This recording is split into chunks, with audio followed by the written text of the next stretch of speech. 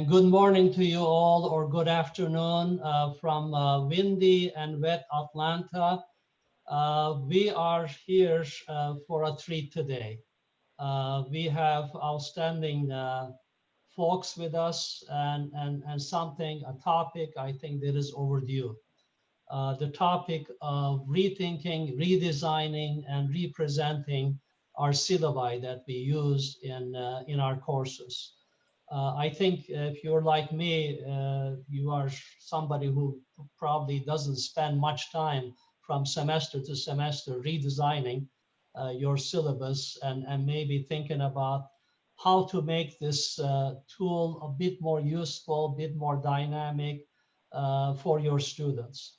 So I think it took a curious and questioning mind like John's, and also very young minds like Sarah and Elizabeth to come up with a new novel idea of how to put together a syllabus and the idea behind it, obviously the rationale behind it, where the students do not necessarily see it something they will consult at the beginning of the semester and they'll never look at it again. They don't necessarily see it as a legalese document, but it's something that they will use as a reference on an ongoing basis actively, something that will help them navigate the course and organize their studying, and something that will also be fun for them to use. And it will be a tool between the instructor and the students. So we have an outstanding topic, I think, for us educators in international business, this trend of rethinking and coming up with a student-centered, student-focused syllabus is not necessarily new, because I see many examples in other disciplines, but I haven't quite seen this discussion in international business. So that's why we assembled John Riesenberger, who comes to us with a lot of experience from international business practice. He's a long-time seasoned international business executive, serving many multinational companies, and in recent years has dedicated his time to education, pedagogy, and we're very happy to have you here, John. And we have two young minds and young practitioners of our profession teaching international business and researching. We have Dr. Elizabeth Napier from University of Toledo, and we have Sarah Koo from Georgia State University. So they've been working very hard, putting together ideas that they will present to you. I think you'll find them to be very useful. The discussion, some of the endorsements they received from their students. And they also put together, by the way, as we usually do, a very nice handout that you'll have access to next week, along with the recording of this webinar. So with that, welcome Sarah, Elizabeth, and John. And we're looking forward to a good exchange here. I see a lot of folks who have joined us before, but I see some new names. If you're attending Georgia State CIBER's pedagogy webinars for the first time, welcome. Please come back, take a look at the collection of past webinars. I think you'll find them to be very valuable in your teaching. I think I will turn to you, John, and we'll get you started. Thank you again. Thank you, Tamir. Good morning, good afternoon, or good evening. And thank you for joining Elizabeth, Sarah, and me for this webinar.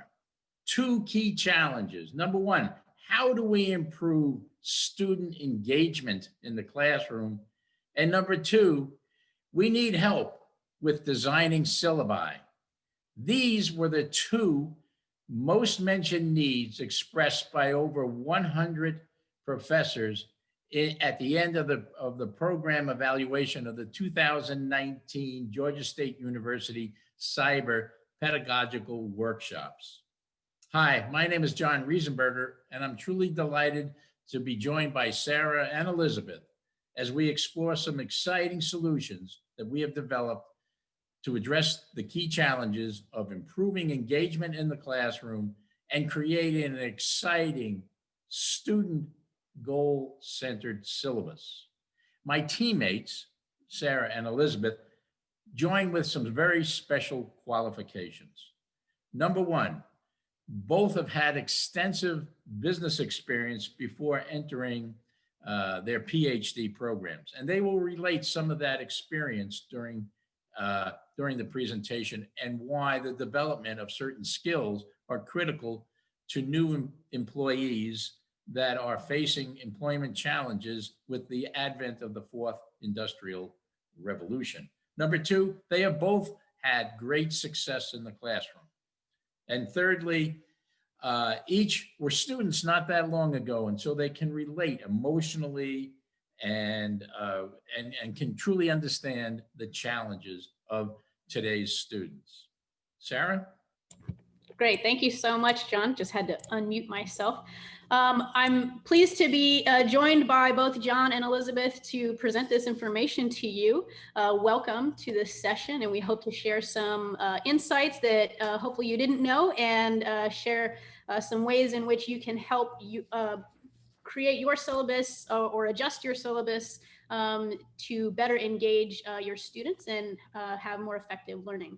So I myself spent almost a decade in industry before beginning a PhD program, and I'm a current student at Georgia State University, as well as I taught for the first time last semester in the spring and had to go online, as many of you I'm sure also had to do. And so it was a learning curve, but it was also an opportunity to be able to look at things a little bit differently and see how we can provide information in a way that is better for the current set of students. And so with that, I'll pass it over to Liz. Thank you, Sarah. So again, my name is Elizabeth Napier. I am currently an assistant professor at the University of Toledo, broadcasting live from Ohio. I am currently in my second year of my tenure track position. I currently teach courses in international business and marketing. And so I also have experience teaching in person, and most recently, as we all do, online. And today I'm very excited to be a part of this amazing team to share my experience in transitioning my syllabus to a more readable and digestible piece of information for student engagement. And that being said, I'm going to let Sarah kick off our presentation. Great, thanks. So you're all here to learn about syllabi. And so before we get started with sharing what a student goal-centered syllabus is, we wanted to take a minute to talk about what is historically and currently being used. So the first type of syllabus is a traditional syllabus, and it's generally just a summary of the course. It's about 1 to 2 pages. This is rarely used today. It was sort of used to be used a long time ago. And nowadays, we typically have contractual syllabi, so that's number 2 column.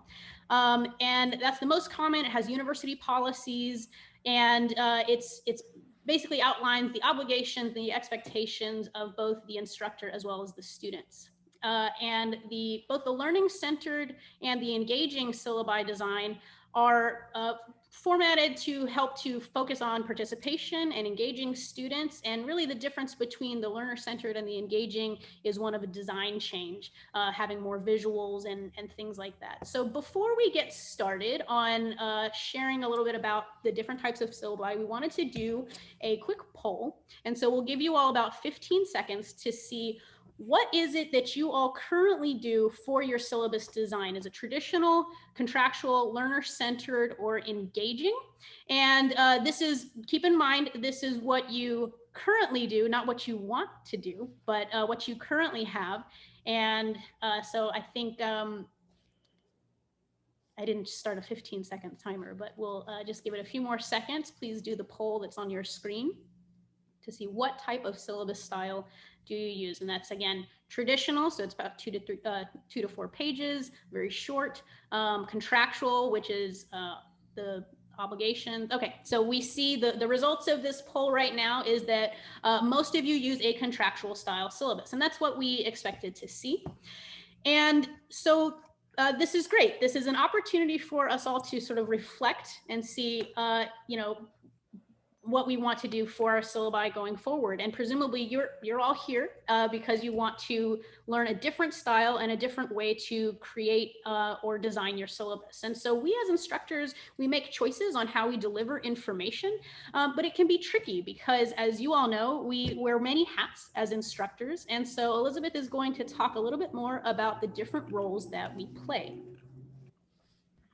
So we know that most of our students are either millennials or Gen Zers. They are the youngest members of the workforce and are just beginning on their career journey or have yet to begin.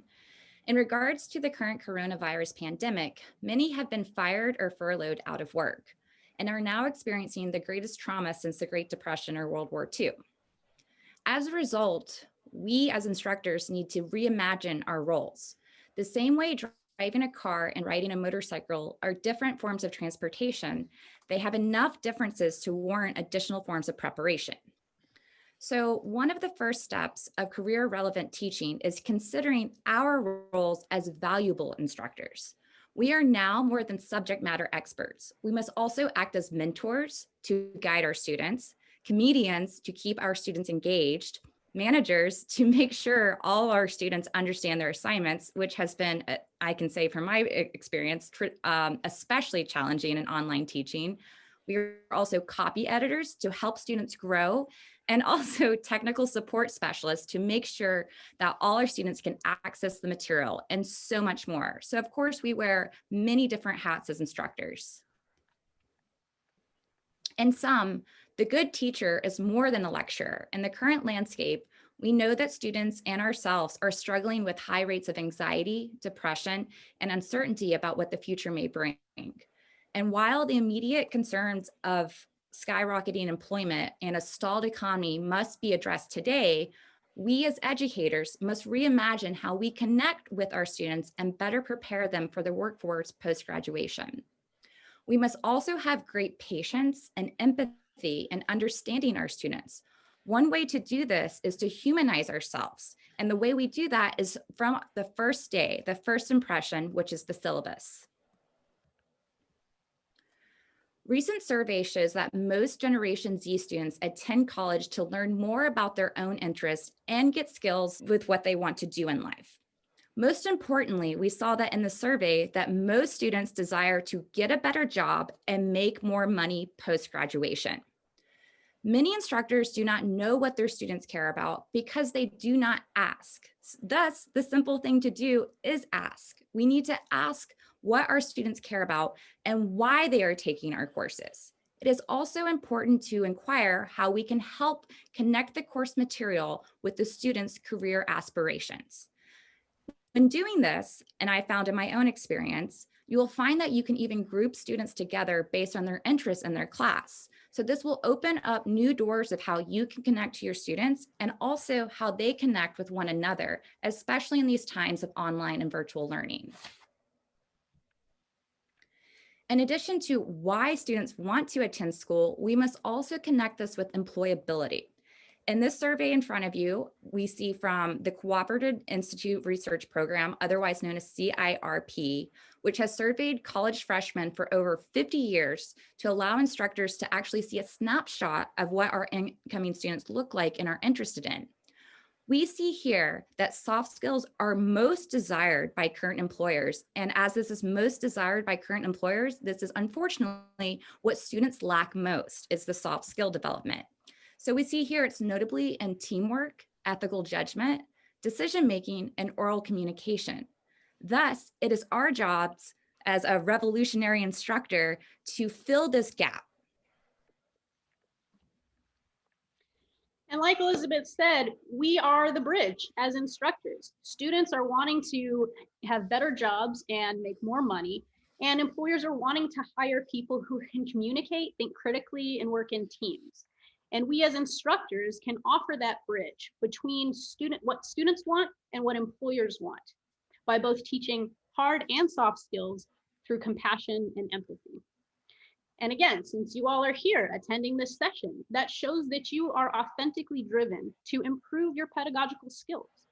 So don't wait to show your value of your class and your teaching style until the first day. You can showcase it on your syllabus. So the student goal-centered syllabus is a fifth style of syllabi. We talked about 4 in that poll. And so this is a fifth style, and there's 2 parts to it. The first part is an introductory video, and this video can help students get an idea of what you're like before the class even starts. And the second part of a goal-centered syllabus is the syllabus itself and how it is designed. So Elizabeth is going to now talk about the intro videos. And then after that, we'll talk about how the syllabus is specifically different from the previous 4 that we talked about. Oh, Elizabeth, you're muted. So we're going to show you something that Sarah and I have experimented with, which is before the first day of class, showing yourself in a video and introducing yourself. So as I mentioned earlier, we need to humanize ourselves and connect with our students even before the first day of class. So they see our syllabus and they see us. And so we're going to play for you my video and then Sarah Ku's video and show you. And then I'm going to talk a little bit about the feedback that we received from this. So Sarah, if you can go ahead. Hi, my name is Elizabeth Napier. I'm an assistant professor in the Department of Marketing and International Business at the University of Toledo. I was born and raised in Atlanta, Georgia. I attended Georgia State University, where I received a bachelor's in anthropology, a master's in international business, and a PhD in marketing with a specialization in international business. Due to my experiences as a student and the mentorship I received, my teaching philosophy utilizes a communication-based methodology to teach students how to actually use both hard and soft skills to solve business problems. I use both my professional and personal experiences inside the classroom. I do this to keep material relevant and students engaged. I believe that this better prepares students for their careers post-graduation. I welcome you to my class, and I look forward to our great semester. So before we move on to Sarah's video, I want to note that I made sure that I was welcoming, that I was smiling in my video, and that I was excited to meet them as well. So that was something I really wanted to highlight from my point of view. And if you're wondering about the tech on this side, I simply recorded this on my computer, and then I just kind of edited it with some soft editing and some transitions. It took me maybe about an hour. So Sarah, if you want to go ahead and share your experience. Hi, my name is Sarah Ku. I'm a PhD candidate and instructor at the Institute of International Business at the Robinson College of Business at Georgia State University. I'm incredibly passionate about food, everything from growing it to cooking it, eating it, and even how it's discarded. So my field of expertise involves sustainability, particularly surrounding food waste. I was born and raised in Atlanta, Georgia, and I did my undergraduate degree at the University of West Georgia, where I received a bachelor's in marketing with a minor in art. I had a great experience at West Georgia, and I continue to keep in touch with my professors there. They're actually the ones who suggested that I pursue a PhD after I spent almost a decade in industry starting and running a medical device company. This entrepreneurial experience helped to shape me greatly and strongly influences how I teach to provide a practical perspective to the material. Because I had such wonderful professors in my undergraduate experience, my teaching philosophy focuses on continuing the mentorship, guidance, encouragement, inspiration, and support that I received from my teachers. I believe that teachers can possess a great deal of influence, both positive and negative, so I don't take that responsibility lightly. So as someone who not only has years of industry experience, but who has also done a great deal of traveling, I use my personal stories to present the material that I teach in a relatable and interesting way. I've worked in both very small and very large organizations and have traveled to over 30 countries in every continent except Antarctica, but it's on my list of places to go. I strive for students to feel welcome, comfortable, and curious, not only in the classroom, but during every interaction with me. Much of business involves building and maintaining relationships, regardless of industry size or location of the firm. So developing skills and confidence to cultivate relationships is imperative in the world of business as well as for life in general. Learning how to navigate people's differences can help stimulate compassion and empathy for each other in an increasingly diverse world. So I often encourage debate and questioning from my students through active discussions in a safe space. When students feel included and valued, I feel that they are both more receptive and interested to learn new things. I regularly ask my students to evaluate me and provide anonymous feedback throughout our time together to not only help me be a better teacher, but to also give my students practice on giving constructive criticism. Preparing students for the future can be done in fun and creative ways, so I welcome you to join my class, and I look forward to teaching you as well as learning with you.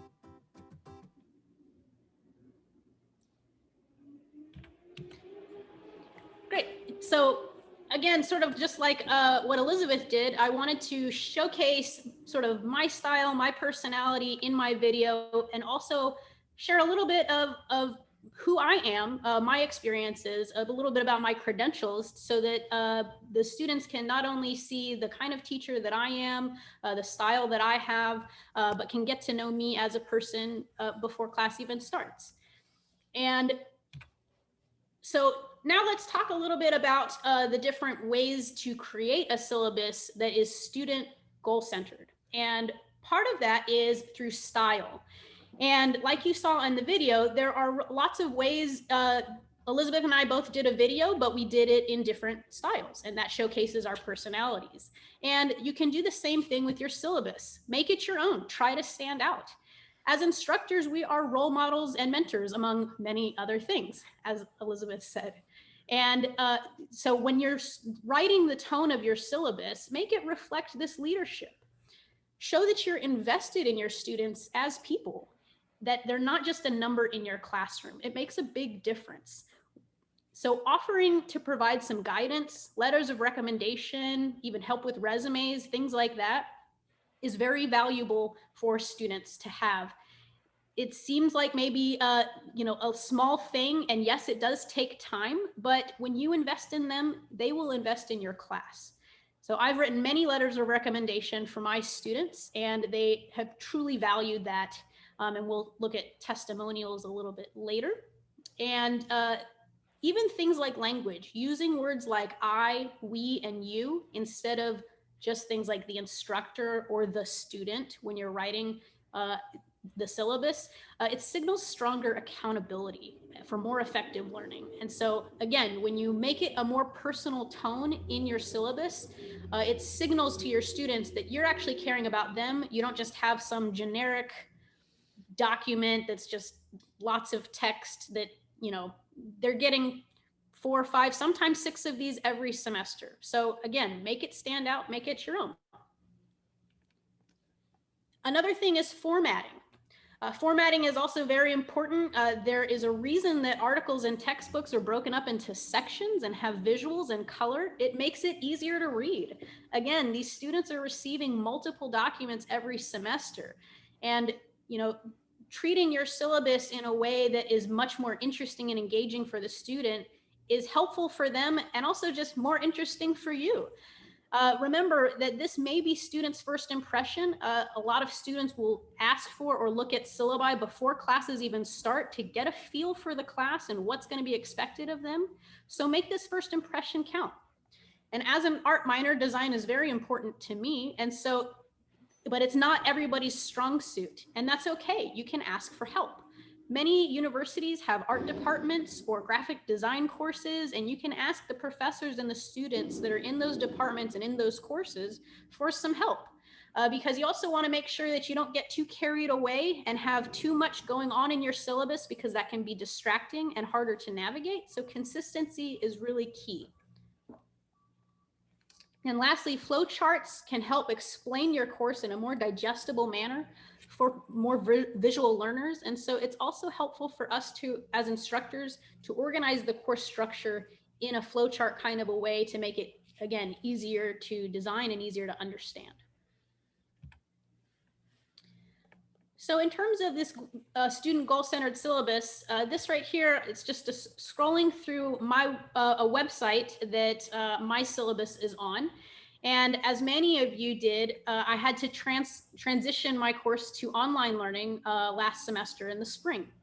And so rather than having constant updates through iCollege is our portal, but some other Blackboard and other types of portals, have announcements and things like that that you can have at your students. And what I found was that students were feeling extremely overwhelmed during this time because they were bombarded with all of these announcements and all of these emails from their instructors with this transition period. And so what I did was created a syllabus on my website so that I could provide live updates to the students without bombarding them with messages every time that I updated it.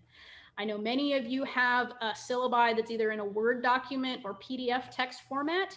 And if you make an adjustment, you have to re-upload it, they have to re-download it. It makes it very difficult and confusing for the student to make sure that they have updated documents when changes are made. And so that's why I did it through this style. Now, not everybody can do this. This is not feasible for everybody. There's technological barriers and gaps, as well as funding and things like that. But many websites actually offer designs that are free to be able to design things like this very easily yourself. And you can add features like a calendar, like polling, which is what we talked about in the beginning, is asking your students what their goals are. And we'll provide a link. There's a link right here on this slide, but we'll also provide a link for this that you can use as a template or just as a reference for if you're wanting to create something like this for yourself. And again, it makes it easy to change things very quickly. You can update things and have a very consistent place for your students to be able to just have a one place for all of the information that is needed for your course. And so in terms of testimonials, I also have more testimonials in quotation format like this, as well as in video format on my website that, again, you can refer to. We'll share those links in the handout later on. But again, the students, what they find is that when you have a syllabus that is well designed and consistently structured and shows that you care about them, they're eased a lot. It makes their stress levels go down, their anxiety goes down. It's easier for them to comprehend things because, again, keep in mind, these students have multiple syllabi that they're juggling in multiple classes more often than not. And so making yours stand out and making your information actually valuable and something that they refer to on a regular basis is very helpful for the students instead of just looking at it at the very start of class and then never looking at it again. So as researchers, we can pull from research to see what students are wanting through the information and the statistics that we saw earlier. But again, every class is different. You all know as instructors that despite the fact that we tend to teach the same material every semester, the students coming in are very different and provide very different experiences with each class. And so we can take advantage of this and ask what your incoming class is actually wanting to learn, what their goals are, both in a university setting as well as afterwards, whether it's through a career or whether it's through another kind of journey. Learning what they're wanting is a way that you can then tailor your class and your course to be specific to them. And that will, not only be more interesting for you as an instructor to provide new and interesting information rather than the same thing over and over again, but it also helps the students feel like, oh, my teacher actually cares about me and they want to tailor the learning to match what I care about. If they care about, graduating and buying a home, you can sort of, tailor some of your information to help, navigate that. And again, being on this webinar, it shows that you're willing to take the time to improve your class experience. And so I encourage each of you to utilize these tools and resources that we'll share with you to further enhance your experience in teaching and your students' experience in learning from you. And so with that, I will pass it over to John. Sarah, thank you very much. We thought we'd take a moment to kind of summarize where we are now with the descriptions that Sarah and Elizabeth have shared with us concerning the student goal-centered syllabus and how it is radically different than the 4 previous traditional syllabi earlier discussed. You may recall that in our survey, the traditional and contractual syllabi is currently used by 75% of us. 3 out of 4 of us are currently using those syllabi. So we're about halfway through, a little bit over halfway through our discussion this afternoon. And so we thought we would take a minute to put this summary slide together describing the student goal-centered syllabus. Here are a couple of the key features. Number one, is this really different and unique? And we think it is a radical departure from what's been done in the past. Number one, it's focused on students' career goals. Traditionally, syllabi have been focused on content exclusively and how sometimes to better interact with that content.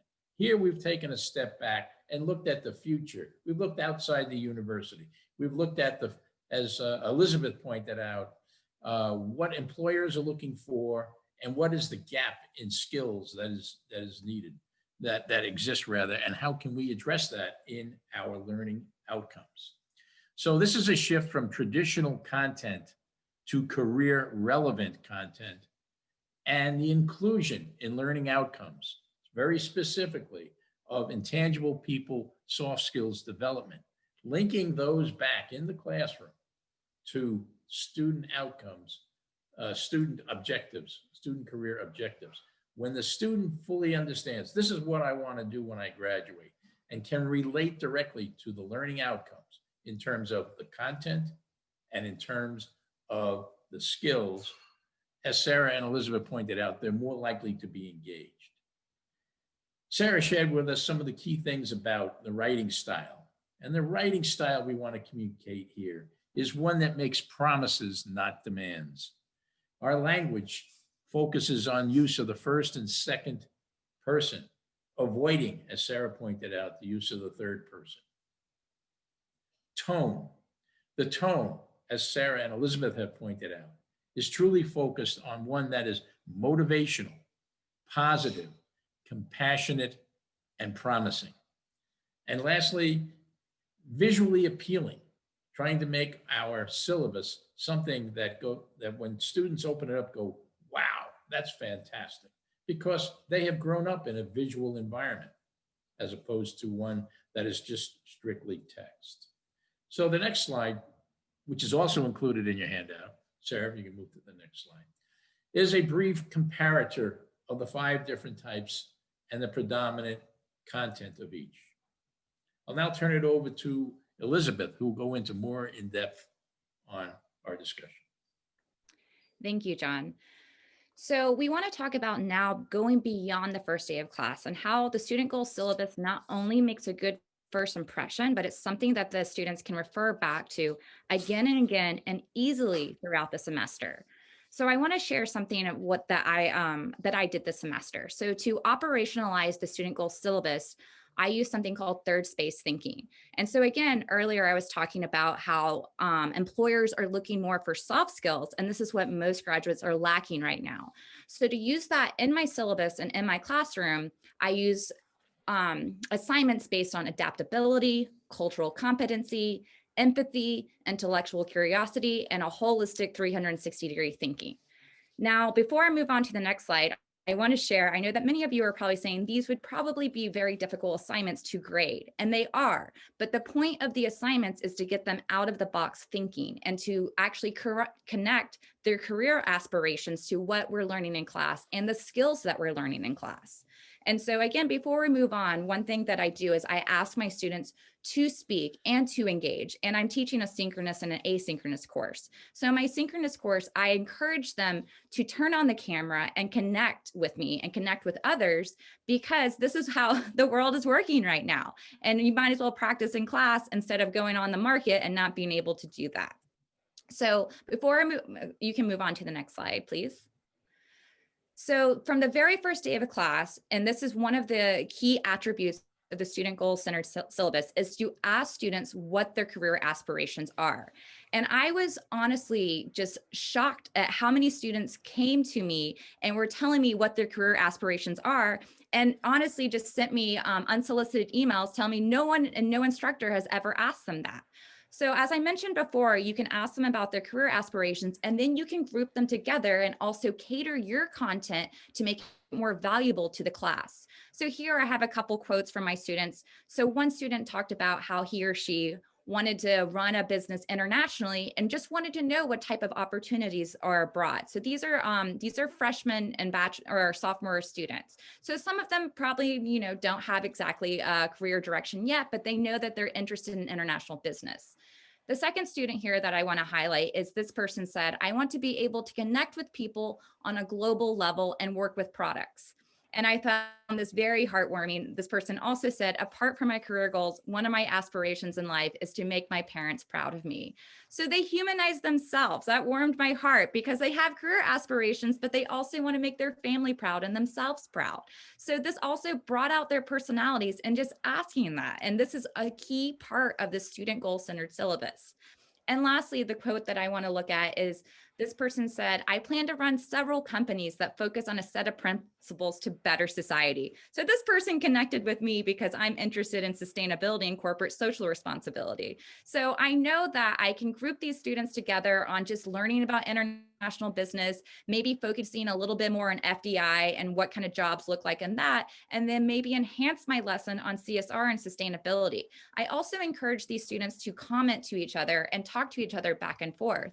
And I received many emails that one of my students is actually in India right now. And he sent me an unsolicited email saying that he felt more connected to the class because we're not in person, we're not in face-to-face, and really appreciated that. Again, these are unsolicited emails just from using a different syllabus in a different format from day one. And so if we can go to the next slide, please. So I just want to highlight how my syllabus was a little bit different. So Sarah showed you that she uses a live website, which is very interactive. Unfortunately, I'm not as good at graphic design or technology as her, so I actually used a Word document to design my syllabus. Again, you kind of got to do what's in your toolbox, but you also got to enhance your toolbox a little bit. So one key thing is to say, welcome to class, and say something about yourself. And so often syllabi just start with, office hours are XYZ. This is the course. These are the grades. This is the schedule. This is a contract. Move on with your life. But when you introduce yourself from day one saying, welcome, I am excited to welcome you to my class this semester, and then tell a little bit about yourself. Also, it's extremely important to talk about your teaching philosophy and your methodology so they know what they're coming into and what kind of class you're going to be running. Are we running just a hard skills class? Are we going to work on soft skills? What's expected from them in terms of what you're expecting outside of the grading rubric? Again, this is what my syllabus looks like. It probably took me about a day to design from the usual contractual based syllabi. So it actually didn't take that long in terms of design, but we wanted to make sure that students can go through and see the phases of when I do a international business term paper. You can go to the next one, please. I do an international business term paper and I show them the different phases, evaluations, and then of course I have the contractual language that I'm legally obligated to put in my syllabus. But again, I put it in boxes. So it's easier to digest, easier to read, and easier to refer back to the syllabus because it's not just one long Word document. Next slide, please. Again, this is showing all of that, and I try to use pictures and use little clip art where necessary. Again, I want to share that it may seem very small and trivial, but it actually was not and is not, because I got good feedback unsolicited, and I continue to get that from my students. And most of my students are doing well this semester, and I really attribute that to the syllabi and how they can refer back and how it's easy for them to refer back. Also using colors and using short sentences and not just like long single space Times New Roman. I really think it's something that helps. And that's something that we're promoting through this type of syllabus. Next slide, please. And so before we start the video, I have 2 testimonials from 2 of my students. I want to share that I reached out to them to make a video for me. The only question I asked them was, how do they feel about the syllabus? And I was actually blown away by how you can decide for yourself how professional, how much information they asked. That was the only question I asked them. You're going to think that perhaps I coached them into it, but I indeed did not. So if you could go ahead and play the first student, please. The student-centered syllabus definitely helped the flow of information. Before class started, I was able to look at it. I was able to learn about a little bit about my professor, which was nice. And it also just had major points of, you know what's important, you know what's going to happen in this course, which sometimes with other syllabuses, it's really hard to, you have to try to find and dig for that information that you need to know. But with this syllabus, it was nice. You knew exactly what you needed to know, and the most important things were right up front. It was nice to be able to see the discussion boards and know, oh, hey, I know this person. I didn't realize they were in this class. That was really nice. So The student-centered syllabus definitely. So to highlight what the student was saying, if you notice, she said that it was welcoming, it was easy to find information. And then when I asked them about their career aspirations and to share that with one another, she actually found friends in the classroom and people that she could relate to, which is especially important in this day and age, since most of us are not teaching face-to-face. Next video, Sarah. And when I opened the syllabus for the first time, I was pretty surprised. Probably the most surprising thing about it is that, you know, it was bright and colorful and not like the traditional, you know, black and white syllabus that I was familiar with. It was organized like a newsstand magazine with sections that were compartmentalized, easy to read and easy to flow through. I was able to get the information that I really needed right then and there, and then I was able to reference back when I needed the other information. As I was scrolling down the document, I was really shocked to see that the professor had opted to provide a picture of herself ahead of meeting the class for the first time. And when I saw that, I did really feel like I was able to identify with the professor because I noticed that she was likely closer to my age group. And when I saw that, I was encouraged because it demonstrated to me that there was a real desire to be innovative and creative with, you know, how the professor wanted to deliver the course content. Again, I did not direct these students. I just simply asked them to make a video and tell me how they felt about the syllabus. And the feedback I received, I will say for both of them, I didn't know what I was going to get back. Sometimes when you ask students to make a video, you don't know what they're going to do or what they're going to send you. And to me, both of my students, they spoke directly, professionally, and eloquently. So really, I think that from this get-go, they saw that soft skill development was something that I wanted inside my classroom and use that even when I asked them to do an extra assignment, which was to send me a video of what do you think about my syllabus? So I was impressed myself. You can go to the next slide. So the contributions we offer with the student goal-centered syllabus are better ways to build relationships with and across your students. Also to enhance collaboration and cooperation in face-to-face and virtual classrooms. I think that's the most important, is that most of us are online and it's a way to connect even though we can't connect in person. So critically, we want to say that it's important to work with the students and not at them. Next slide, please. So this can actually be done from day one, even before day one, by presenting a syllabus that is not Times New Roman, 12-point, wordy, boring format, but a personalized and revolutionary syllabus that sets the tone from very first contact. We as instructors have two chances to make first impressions. That's the syllabus and the first day. And in my experience and what we're offering you is a better way to connect with your students. And I guarantee you, you will see that from the very first day and even throughout the semester. I have to say, even though I've been online, this has been one of my best semesters with connecting with my students and actually learning more about them than just lecturing course content, but about connecting the course content through the student goal-centered syllabus. Thank you. Thanks everybody for joining us so far during this discussion. The fourth industrial revolution, as each of us know, has had a profound impact on the nature of work. And employers need a new type of graduate today.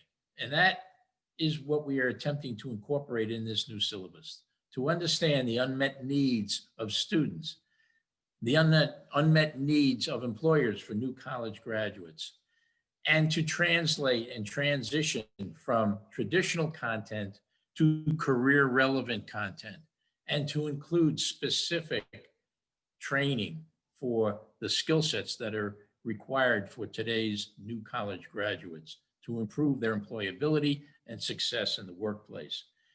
Tamir, I think we have time for a few questions. I'll turn it over to you to handle the next section. Thank you so much, John, Elizabeth, and Sarah. This is truly inspiring. It's very educational for me, very inspiring for me.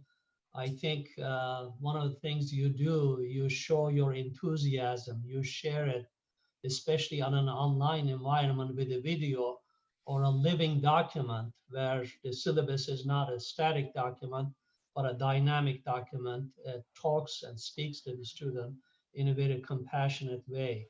What you've done here is not a small feat. I think it makes a big impression in terms of enhancing the student interest, engaging them in the topic, subject matter. If they identify with you, if they identify with the goals of the course, I think they certainly put a lot more time, a lot more become more invested. To the extent that you're invested, when they see you, you're invested in the class, they do the same. So I think this is really, really helpful. We're getting a lot of kudos here to you all. Lots of thank you comments. And of course, we will share the slides and the examples of the syllabi that you have seen here, and the recording will be available, plus a separate handout will be available next week. There's a few comments and questions, lots of praise, as I mentioned, about, certainly what you're doing here. It's kind of revolutionary thinking about how we approach our students and making an impression, especially with the syllabus or with the video. I think this is very important. I can attest, I can agree to that, because one of the earliest teachings or learnings in my teaching in the United States, coming from another country, was that I found out, to my surprise, students were very genuinely interested in getting to know you. They want to know their instructors. And this was not the case where I came from. So we were generic people, generic professors. So I had to learn that very quickly and adjust to it. So I kept on talking about where I came from, my family, my children, how I grew up, my own experiences. They like that because then they can identify with you. They can see you that you're a human being as well. You're just like them, and you have ambitions and goals. You're just helping them come along and deliver on those.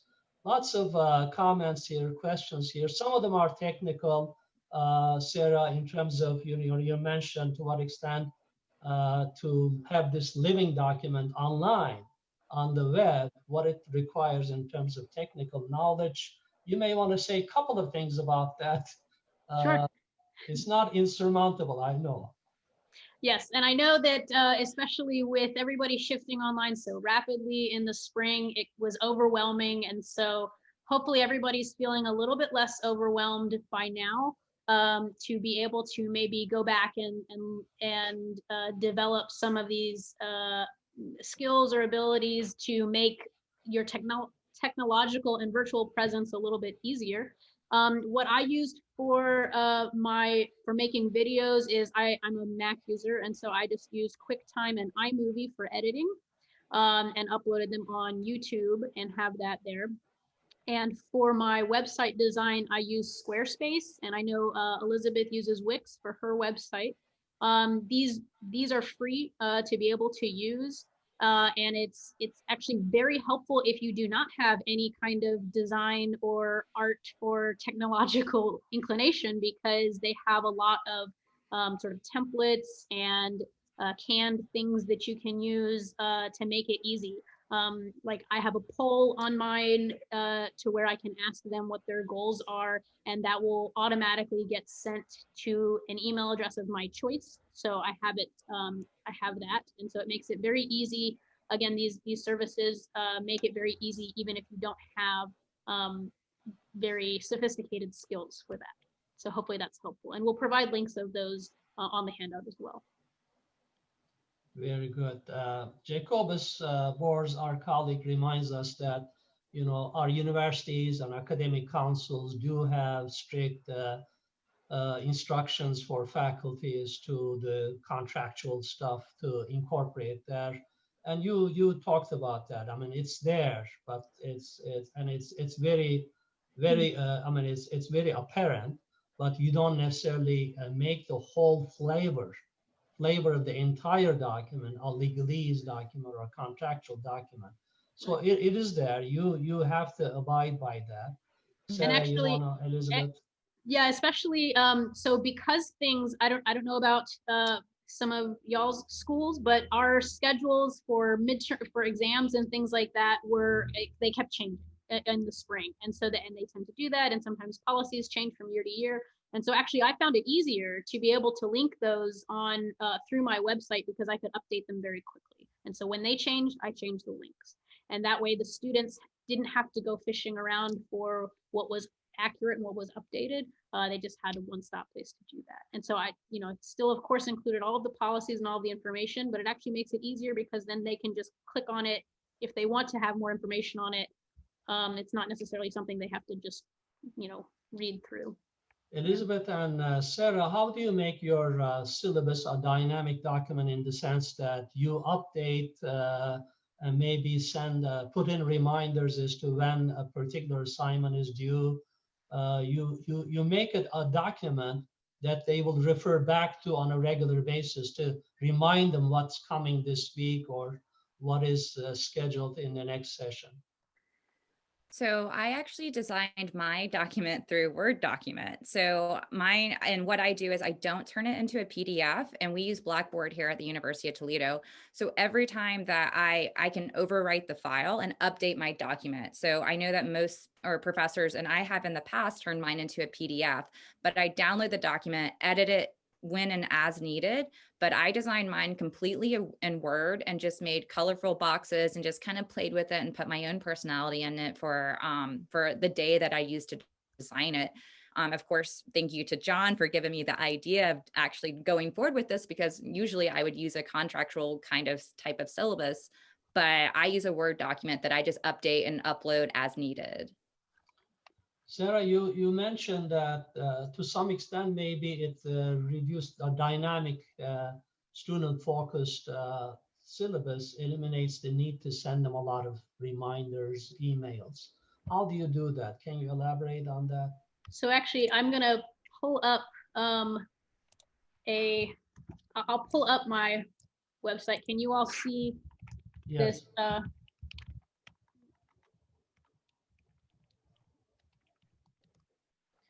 So you all can see here, this is my my syllabus. And so what I can do for doing live updates and announcements is actually just have it to where everything is up here at the top, where if I have updates and announcements. And so that way the first thing that they see is an update. So it makes it easier because then again, I don't have to bombard them with emails or with announcements. They can just click on, I tell them all to save, well, I didn't start out with this. I had to change to this during the virtual change that everybody did with the pandemic. And so in the future, I will tell them all to bookmark my, this website so that they can just go click on it and get updates whenever they click on the link. So they can just have it right up at the top. Very good. John, this question is precisely for you, the soft skills issue. Alina is asking if we have time, could you please remind us again what kind of soft skills the recruiters, companies are looking for in today's graduates? Just a quick response to that. Certainly. There are a number of, there are at least a dozen surveys out there right now that identify the key soft skills. But the key soft skills that are most important for employers right now are number one, learning how to work in a team.